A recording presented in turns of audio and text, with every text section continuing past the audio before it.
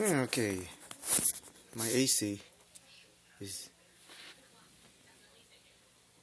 working, blowing air, but nothing coming out of the vent because my radiator frozen, clogged.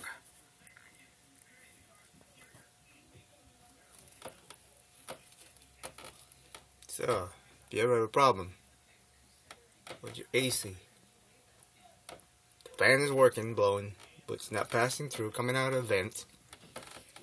This is what's wrong. This could save you hundreds of money, hundreds of dollars.